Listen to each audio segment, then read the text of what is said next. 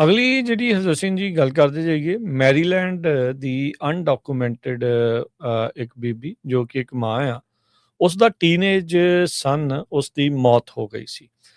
ਜਦ ਉਹ ਆਈਸ ਦੀ ਕਸਟਡੀ ਦੇ ਵਿੱਚ ਸੀਗੀ ਤੇ ਹੁਣ ਉਹ ਕਹਿ ਰਹੀ ਆ ਵੀ ਭਾਈ ਮੈਨੂੰ ਡਿਪੋਰਟ ਕਰ ਦਿਓ ਮੈਕਸੀਕੋ ਦੇ ਵਿੱਚ ਆਪਣੇ ਆਪ ਨੂੰ ਸੈਲਫ ਡਿਪੋਰਟ ਕਰਨ ਲੱਗੀ ਆ।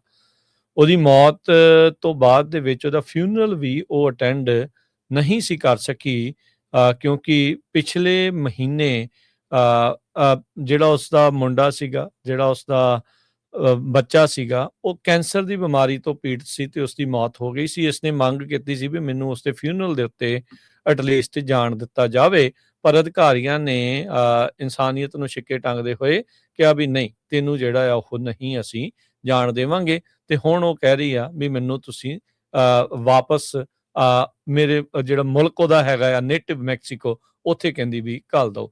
ਡਿਪਾਰਟਮੈਂਟ ਆਫ ਹੋਮਲੈਂਡ ਸਿਕਿਉਰਿਟੀ ਨੇ ਜਿਹੜਾ ਉਹ ਦੱਸਿਆ ਵੀ ਜਿਹੜੀ ਮਾਰਟੀਨੇਜ਼ ਕਰਾਡਾ ਉਹ ਇਲੀਗਲੀ ਮੁਲਕ ਦੇ ਵਿੱਚ ਐਂਟਰ ਹੋਈ ਸੀ ਤੇ ਜਿਹੜੇ ਚਾਰ ਵਾਰੀ ਉਹ ਗ੍ਰਿਫਤਾਰ ਹੋ ਚੁੱਕੀ ਆ ਜਿਹੜੀ ਸੈਲਜ਼ਬਰੋ ਵਾਈਕੋਮਿਕੋ ਕਾਉਂਟੀ ਦੇ ਵਿੱਚ।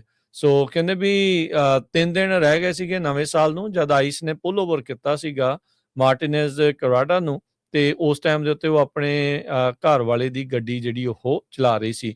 ਉਹਦਾ ਉਦਾਂ ਕੋਈ ਕ੍ਰਿਮੀਨਲ ਰੈਕਡ ਨਹੀਂ ਸੀਗਾ ਪਰ ਯੂਐਸ ਦੇ ਵਿੱਚ ਇਲੀਗਲੀ 2004 ਤੋਂ ਰਹਿ ਰਹੀ ਸੀ ਅਦਾਲਤੀ ਦਸਤਾਵੇਜ਼ ਦੱਸਦੇ ਆ। ਜਿਸ ਟਾਈਮ ਦੇ ਉੱਤੇ ਇਸ ਨੂੰ ਗ੍ਰਿਫਤਾਰ ਕੀਤਾ ਗਿਆ ਸੀ ਇਹਦਾ 15 ਸਾਲਾਂ ਦਾ ਮੁੰਡਾ ਕੈਵਿਨ ਮਾਰਟਿਨਸ ਜੋ ਕਿ ਯੂਐਸ ਸਿਟੀਜ਼ਨ ਸੀ ਕੈਂਸਰ ਨੂੰ ਫਾਈਟ ਕਰ ਰਿਹਾ ਸੀ। ਉਹਦੀ ਗ੍ਰਿਫਤਾਰ ਹੋਣ ਤੋਂ ਕੁਝ ਦਿਨਾਂ ਬਾਅਦ ਹੀ ਉਸਦੇ ਮੁੰਡੇ ਦੀ ਜਿਹੜੀ ਕੰਡੀਸ਼ਨ ਆ ਉਹ ਬਹੁਤ ਹੀ ਜ਼ਿਆਦਾ ਮਾੜੀ ਜਿਹੜੀ ਹੋ ਗਈ ਤੇ ਇਵੈਂਚੁਅਲੀ ਜਿਹੜੀ ਆ ਕੈਂਸਰ ਦੇ ਕਰਕੇ ਉਸ ਦੀ ਮੌਤ ਹੋ ਗਈ। ਇਹਨੇ ਗੁਹਾਰ ਲਾਈ ਤੇ ਕਿਹਾ ਵੀ ਭਾਈ ਮੈਨੂੰ ਜਿਹੜਾ ਐਟਲੀਸਟ ਉਸ ਨੂੰ ਮਿਲਣ ਦਿੱਤਾ ਜਾਵੇ ਅਖੀਰ ਦੇ ਵਿੱਚ ਜਾਣ ਜਿਹੜਾ ਉਹ ਦਿੱਤਾ ਜਾਵੇ ਤੇ ਪਰ ਜਿਹੜਾ ਕਹਿੰਦੇ ਵੀ ਇਸ ਨੂੰ ਆਈਸ ਵਾਲਿਆਂ ਨੇ DHS ਵਾਲਿਆਂ ਨੇ ਬਾਹਰ ਜਿਹੜਾ ਉਹ ਨਹੀਂ ਜਾਣ ਦਿੱਤਾ। ਕਹਿੰਦੇ ਵੀ ਇਹ ਬਹੁਤ ਜ਼ਿਆਦਾ ਟਰੋਮੈਟਿਕ ਸੀਗਾ ਅਨਫੋਰਚੂਨੇਟਲੀ। ਕਹਿੰਦੇ ਵੀ ਇਹ ਜਦ ਉਸ ਨੂੰ ਜਿਹੜਾ ਉਹ ਦੱਸਿਆ ਗਿਆ ਤਾਂ ਓਬਵੀਅਸਲੀ ਉਸਦਾ ਦਿਲ ਤਾਂ ਜਿਹੜਾ ਆ ਉਹ ਟੁੱਟਦਾ ਹੀ ਜਿਹੜਾ ਉਹ ਹੈਗਾ ਆ।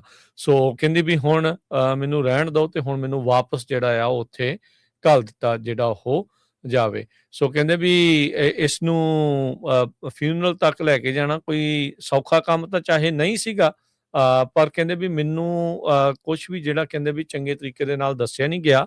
ਜਿਹੜਾ ਮਾਰਟੀਨੇਜ਼ ਕਰਾਡਾ ਦਾ ਜਿਹੜਾ ਲਾਇਰ ਆ ਉਹ ਇਸ ਚੀਜ਼ ਦੇ ਬਾਰੇ ਜਿਹੜਾ ਉਹ ਦੱਸ ਰਿਹਾ। ਕਹਿੰਦੇ ਵੀ ਪਹਿਲਾਂ ਤਾਂ ਮੈਨੂੰ ਪਤਾ ਹੀ ਨਹੀਂ ਸੀਗਾ ਵੀ ਇਹ ਹੈ ਕਿੱਥੇ ਆ। ਜਿੰਨੀ ਦੇਰ ਤੱਕ ਉਹ ਪਤਾ ਲੱਗਾ ਨਿਊ ਜਰਸੀ ਦੇ ਵਿੱਚ ਇਸ ਨੂੰ ਰੱਖਿਆ ਗਿਆ ਹੈਗਾ ਆ ਤੇ ਉੱਥੋਂ ਲੈ ਕੇ ਆਉਣਾ ਫਿਰ ਹੋਰ ਵੀ ਜ਼ਿਆਦਾ ਔਖਾ ਜਿਹੜਾ ਉਹ ਬਣ ਗਿਆ ਸੀ। ਉਹਨੇ ਚਿਰ ਨੂੰ ਉਸ ਦੀ ਜਿਹੜੀ ਆ ਮੁੰਡੇ ਦੀ ਮੌਤ ਹੋ ਗਈ ਸੀਗੀ। ਸੋ ਹੁਣ ਇਸੇ ਸਦਮੇ ਤੋਂ ਬਾਅਦ ਦੇ ਵਿੱਚ ਉਹ ਕਹਿ ਰਹੀ ਆ ਵੀ ਮੈਨੂੰ ਸੈਲਫ ਰਿਪੋਰਟ ਕਰਾ ਕੇ ਵਾਪਸ ਮੈਕਸੀਕੋ ਘੱਲ ਦਿੱਤਾ ਜਾਵੇ।